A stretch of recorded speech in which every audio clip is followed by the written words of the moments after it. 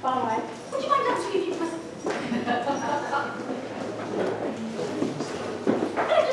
Oh, thank you, sir. That is kind of you, sir. I saw you coming on the street with a little fur hat on. I thought I won't bother with him, dearie. It's quite a fit and a half. No, it's just a little Sunday. No, we're not selling anything at all. Talking all the time. Just a few questions. Hope you don't mind. I know I would. It's just a little silly. No, we're not selling anything. No, here's my ID. Oh, no. That's for breakfast. Here's my ID. I do look like a staff, don't I? It's taking a photo booth and something just pulled me clear through the curtains. No, it's just a little silly. No, we're not selling anything. No, we're not trying to get you to buy mayonnaise or anything like that. No, it's all vocally torn back. It's just a little opinion poll. And you look like a little poll, in my opinion. You must be in for a hat. That's a joke. Well, that should make the eyes a joke. I've got to deal with it, but that's great, yes. Oh, no. It's all a mess. It's all totally wonderful. No. The things I write down here go no further than the policeman and Berry. That's another joke. Come on, so the next person. No, it's just a little silly. We're not trying to sell you anything. We're not trying to get you to buy mayonnaise or anything like that. It's all doubly vulnerable. Just a few questions then. Do you think unemployment has led to an increase in street violence or not? Do you think the standard of secondary education is better or worse than 20 years ago?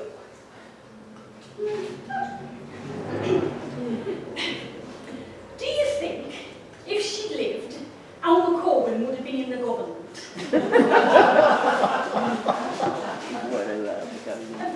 the event of a nuclear holocaust, do you think there would be survivors or no survivors?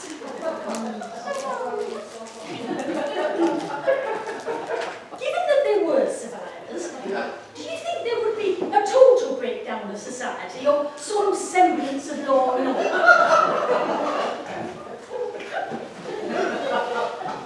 Just one more. Given some type of structured post-nuclear society, do you think people are more likely or less likely to be eating Hellman's mayonnaise?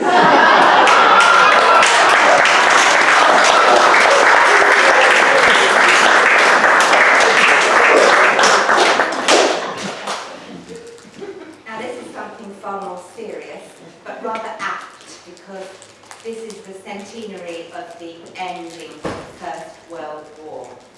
So this is a poem written in 1916 by Vera Brittain, and it's dedicated to her fiancé, Roland Aubrey Leighton, who was killed by a sniper while serving in the First World War.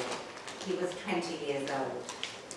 Vera was 21 at the time of Leighton's death and had accepted his proposal of marriage barely 4 months early. The poem is called Perhaps. Perhaps someday the sun will shine again, and I shall see that still the skies are blue, and feel once more I do not live in vain, although bereft of you. Perhaps the golden meadows at my feet will make the sunny hours of spring seem gay,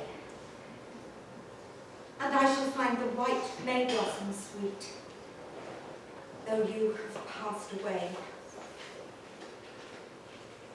Perhaps the summer woods will shimmer bright, and crimson roses once again be fair. And autumn harvest fields a rich delight, although you are not there. Perhaps someday I shall not shrink in pain to see the passing of the dying year, and listen to Christmas songs again. Although you cannot hear. But though kind time may many joys renew, there is one greatest joy I shall not know, because my heart for loss of you was broken long ago.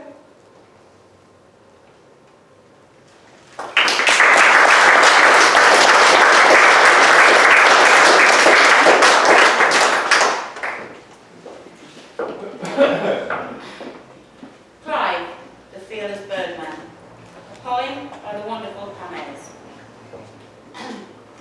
Clive, the Fearless Birdman, was convinced that he could fly.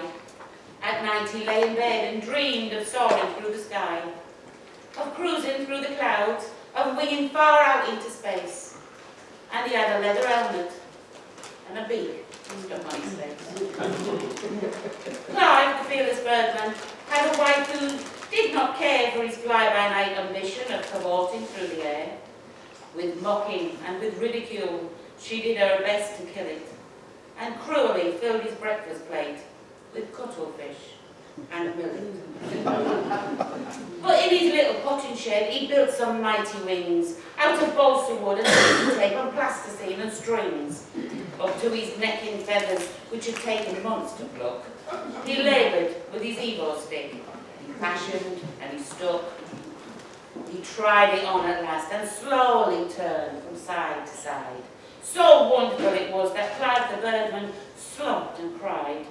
So shiny were the feathers, all in silver and in black, with eider down all up the front and turkey down the back. It strapped over the harness, buckled round his arms and throat, all made adjustable to fit the thickness of his coat. Just to see him walking in the street made women shriek as he flapped by in his harness and his helmet and his beak. So Clive announced to all the culmination of his search and told the local papers he'd be jumping off the church. Said the old gravedigger, with his face as black as coal, said, "If he jumps off the steeple, I shan't have to dig a hole." And so the day arrived, and all the people came to stare. Police held back the crowds, and all the local press was there. Clive read out a noble speech, an address to the people, that nobody could hear because it was windy at the steeple. He stepped out in the sky and flapped his wings just for a minute, far above the vicar's garden, as he plummeted straight in it. He lay there in the cabbages without another flutter, and the beak came off his helmet and went rolling in the gutter. But far away in heaven, Clive the Birdman reigned supreme, soaring through the air without the air of aid of jet or stream. So at the pearly gates, if it's with Clive you wish to speak, you can tell him by his arms and his helmet and his beak.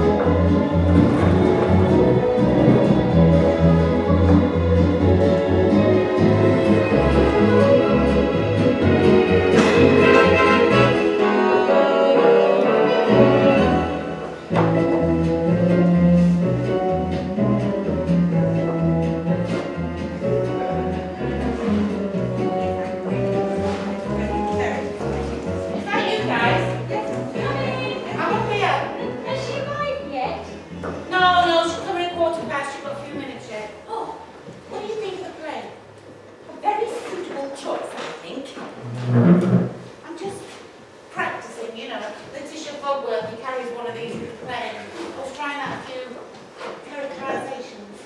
What do you think of the play? Do you think you're going to be able to manage Madame Colette?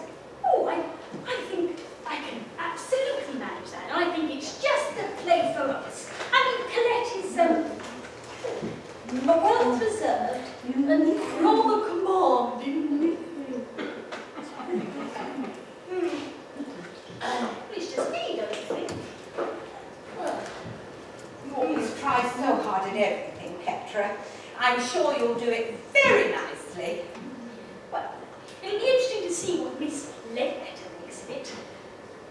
You actually saw her teaching the method at the Drama Institute, didn't you? Did? Do tell us all about her before she arrives. Well, she was very persuasive, interesting. I'm sure you'll find her very helpful. But did you bring your props with you? She said to bring a prop, you know, so we can get into the part. I certainly did. I haven't. It's just outside. Oh, no, yes. Dear, I wonder what she has in mind. Well, mine was easy. I'm playing cook. And this is mine.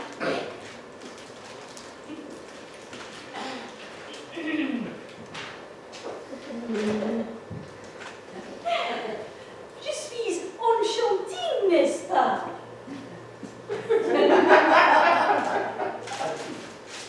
Do you think it's quite French? Well, perhaps it does need a little adjustment. Anyway, I'm sure Miss Ledbetter can advise me. Well, she should be here by now. We may as well get on with the part. The men are not here, but we can do the bits that they're not in. Right, let me see. Page 23. This is a good place to start. It's the morning of the great day. Cook is baking in the kitchen. And Madam comes in to make the final arrangements. Have you got the place? Yeah. Yeah, you're off.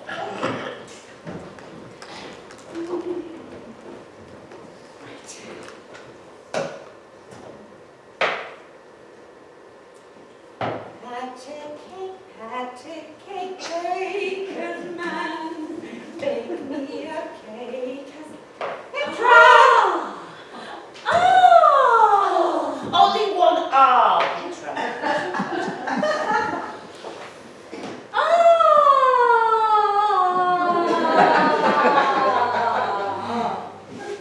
That smell! It is the jambon flambeau, n'est-ce pas? Well, no. As a matter of fact, it's a jam sponge, madam. Perhaps that's my dinner lingers a bit. I don't know window. No. It is too cold. I cannot endure your English cold. Cold, Colette, my dear, on this beautiful spring morning. Impossible. Ah, Laetitia, ma petite, how nice of you to come. Don't move anybody! Excuse me.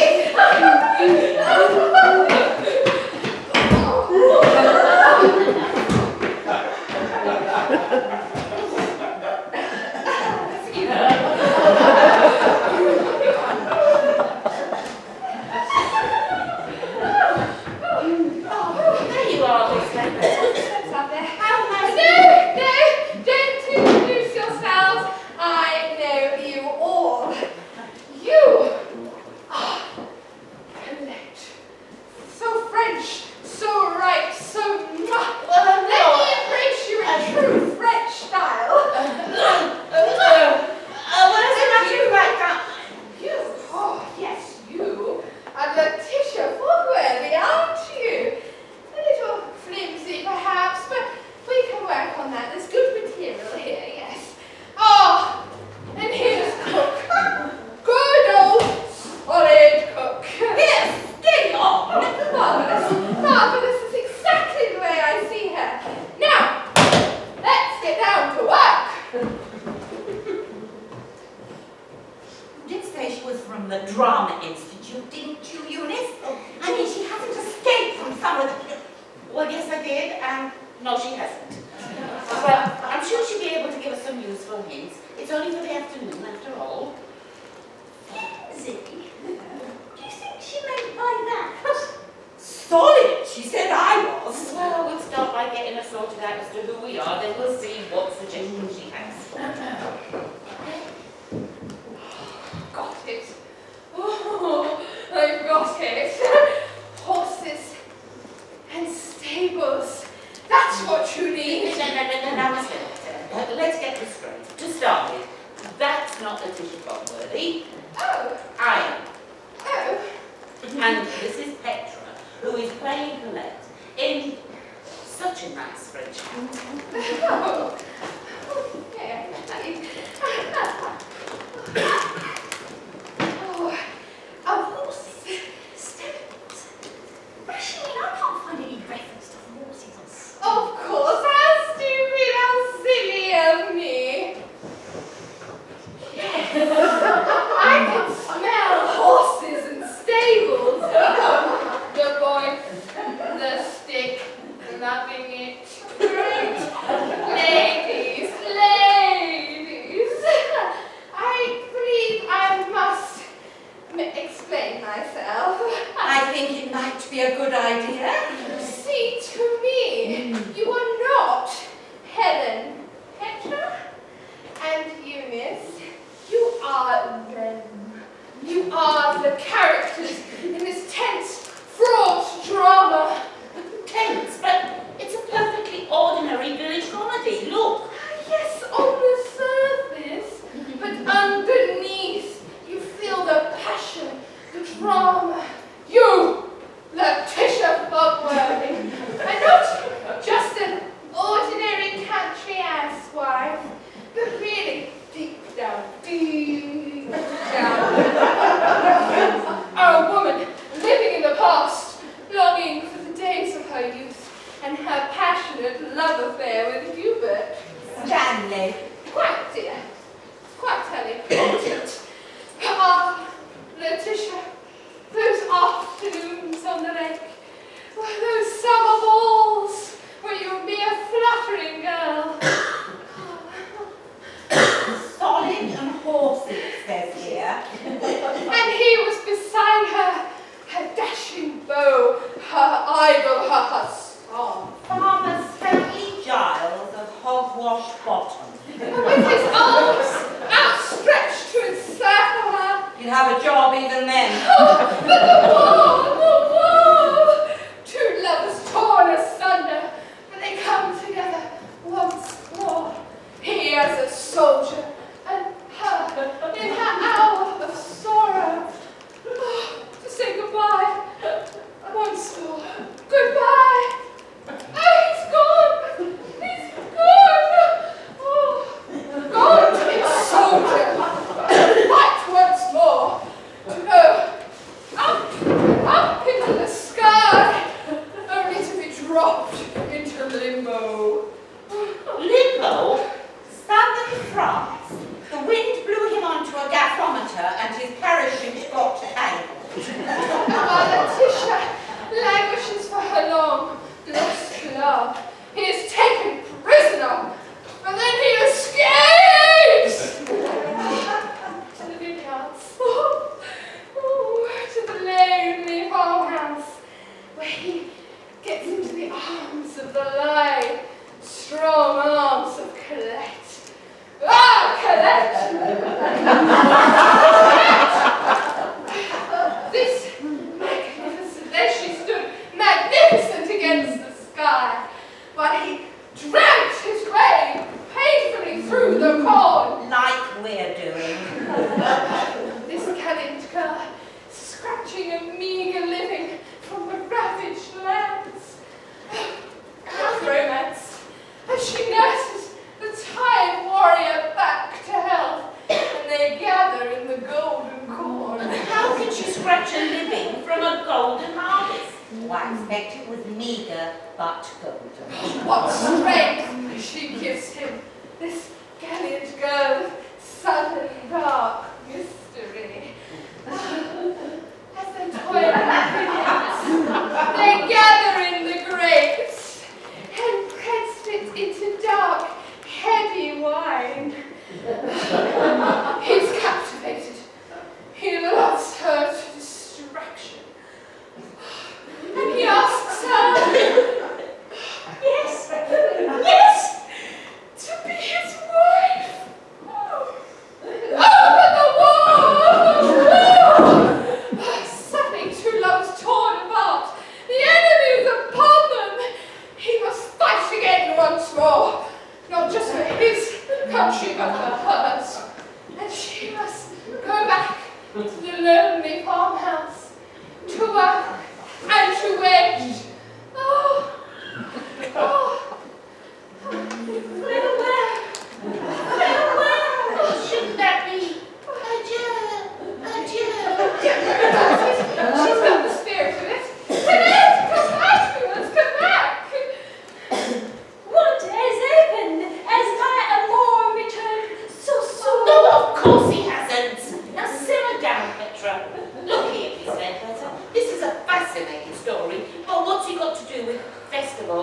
Mumble thought. That's a good question. This is a perfectly ordinary comedy about ordinary people in an ordinary village.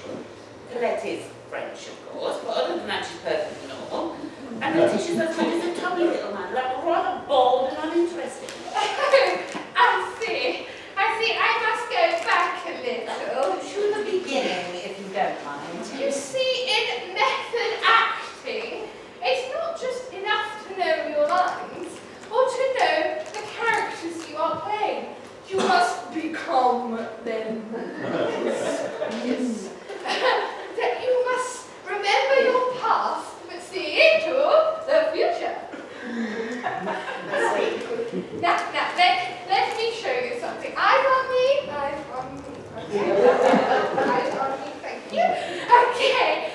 I am a tree. What sort of tree? Just a tree, an ordinary tree. Oh, no, that's me. I am a seed, lying in the dark, moldering earth, until I germinate.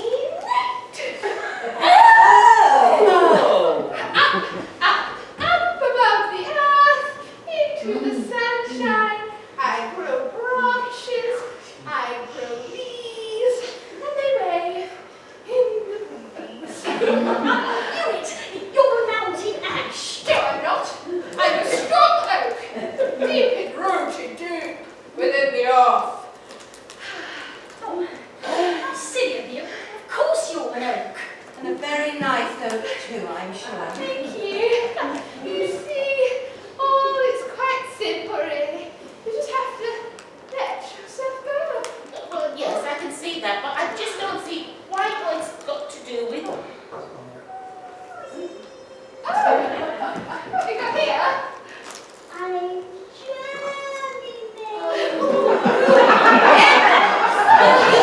Stop germinating. Stop being a tree altogether, Petro. Now, we're going to get on with this play. Okay, very well. Now that you've got the right idea, let's have a look at the characters with new eyes, okay? New eyes, yes, yes. Right, page 17. End of Act 1. Right. You're off. You're in the kitchen. Right. You're Stanley. Oh. And I'm on here. Right, okay. Good night, Alice and George. So glad you could come. Well, Stanley, I think we put it off, don't you? Remember your past, Letty. Past? But you're supposed to say, good work, old girl. Or have I got the wrong page? On the whole, I like it. Good interpretation, and I like the stick. Good masculine touch. Masculine? But she's a woman. I mean, I'm a woman. Yes, but she likes to be mannish sometimes. Wear the trousers. Keep standing order. Yes, like this, and the power. Good old teacher, keep at it. Now, there's our cook. Let's have a look at her. Pearl, one plain, yes, that's right. What? Am I on? What page? Good old faithful cook. The family retainer. What would we do without her? Oh, poor cook. Knitting on her afternoon off for the young master. Well, actually, it's for my son. Well, she's been with the family for 60 years, has our old Here, cook. steady on! Splendid! Oh, yes! This is just the thing you need. A symbol of your sovereignty. Sovereignty. Yes. Over the kitchen cook. There, you're our queen. The kitchen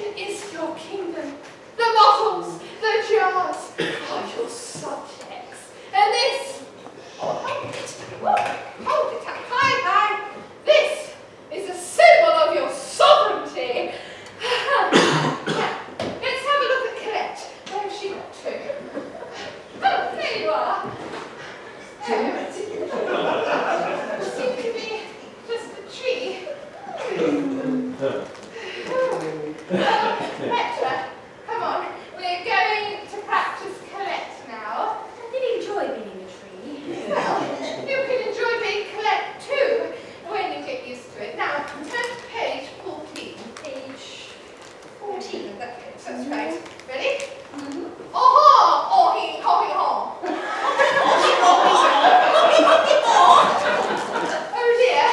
Oh dear, how do you turn a tree into a French woman? Oh gosh. Oh, I know! How about the folie bergère? You know, no,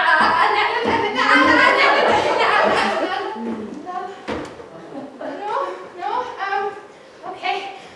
Le Gallic? No. Oh, I don't know. If only I had more time. You're such a hypnotic subject, Petra.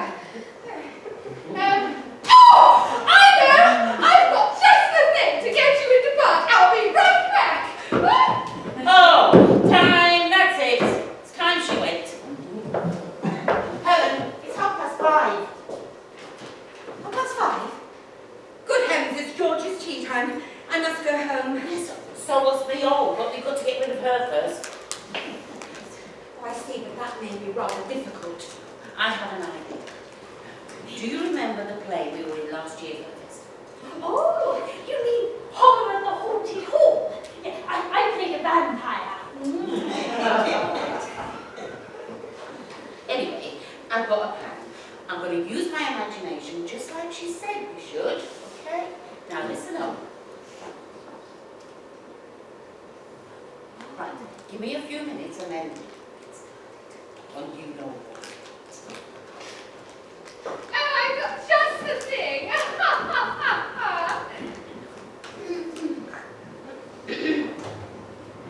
What up? Where's everybody got to? Well, they're changing. Changing? Into what? Well, that's just it, Miss Ledbetter. Have you noticed the time? Oh yes, it's nearly 5:30. Just getting dark, I see. Exactly. Well, I'm in no hurry, I assure you. I'm not afraid of the dark or anything.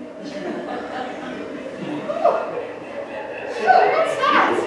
It started already. You've very little time left, I'm afraid. But what are they Well, you doing? see, Miss Ledbetter, this may seem to you to be a perfectly ordinary village, just like the one in the play, in fact. But actually, it's very old. Very old indeed. I don't think I want to say anything. Oh, but what nonsense, please. Do you really think do you think I believe that kind of nonsense? I'm not afraid of anything. Oh dear, what's happening? Are they coming? Oh, my life, what's that all about?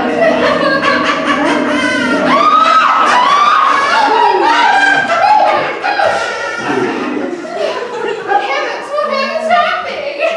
What is it they were here? Now they're gone. I don't understand. What's happening? Well, you'll see. Oh, crumbs. I know. Oh!